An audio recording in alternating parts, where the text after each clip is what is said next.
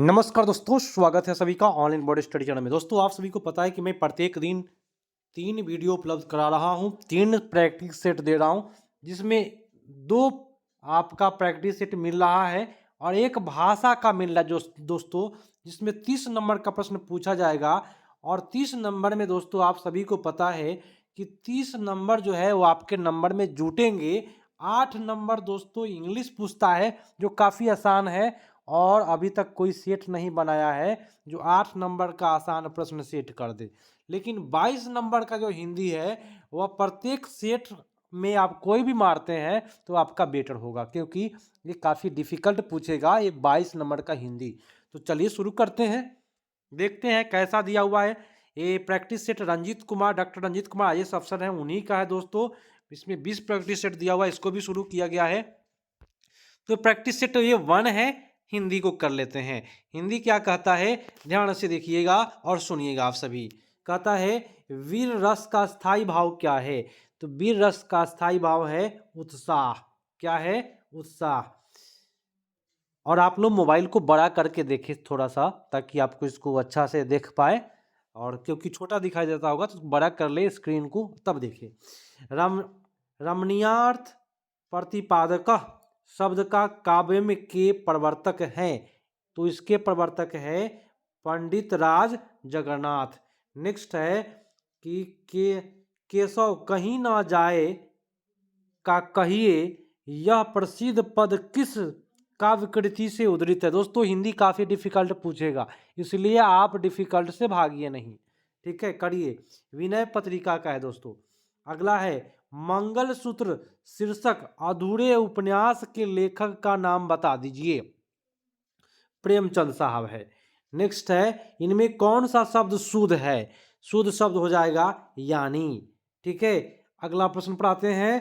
कहता है अमीय हलाहल मद भरे श्वेत श्याम रतनार, जियत मरत झुकी झुकी परत जिही चितवत इकबार।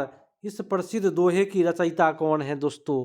इसका रचयिता थे बिहारी साहब है। नेक्स्ट प्रश्न पढ़ाइए। प्रश्न है कि कवि धूमिल का पूरा नाम था। क्या नाम था पूरा नाम? तो पूरा नाम था सुदामा पांडे।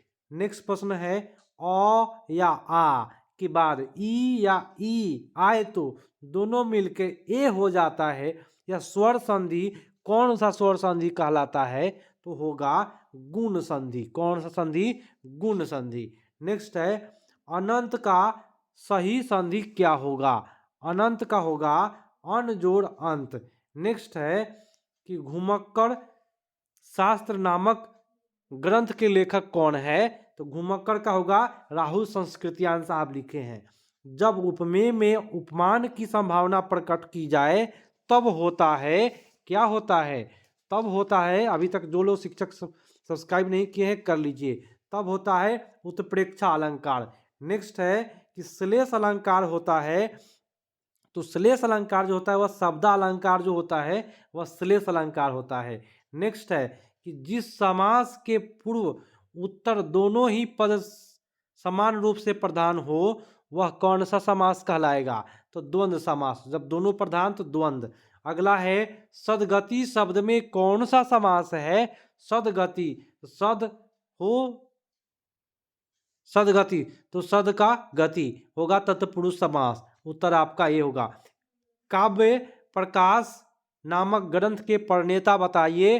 तो काव्य प्रकाश के हैं मम्मट साहब है प्रणेता। नेक्स्ट है कि भारत के रस सूत्र के व्याख्याता आचार्य शंकुक का सिद्धांत कहलाता है। तो उत्तर हो जाएगा अनुमितिवाद, ठीक है, अनुमतिवाद हो जाएगा। नेक्स्ट है मात्रा की दृष्टि से दोहा के ठीक विपरीत होता है। दोहा के ठीक विपरीत क्या होता है? सोरठा। नेक्स्ट है छपाई में होते हैं। छपाई में क्या होते हैं? तो छपाई में होते हैं प्रथम 4 चरण रोला और अंतिम चरण 2 चरण उल्लास, ठीक है। अगला प्रश्न आते हैं। 22 प्रश्न ही करना है।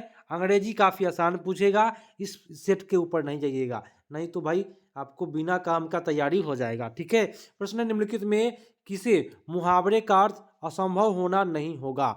उत्तर हो जाएगा चांद पर थूकना। देखिए, चांद पर थूकना मतलब असंभव नहीं हुआ, उत्तर आपका होगा ए। नेक्स्ट है,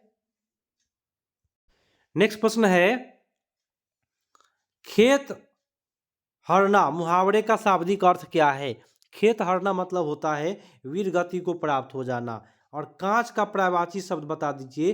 तो कांच का पर्यायवाची होता है शीशा। और आज का अंतिम प्रश्न है, हिंदी ही करना है, अंग्रेजी बड़ा बड़ा दिया है, ये नहीं पूछने वाला है, गारंटी देता हूँ काफी आसान पूछेगा।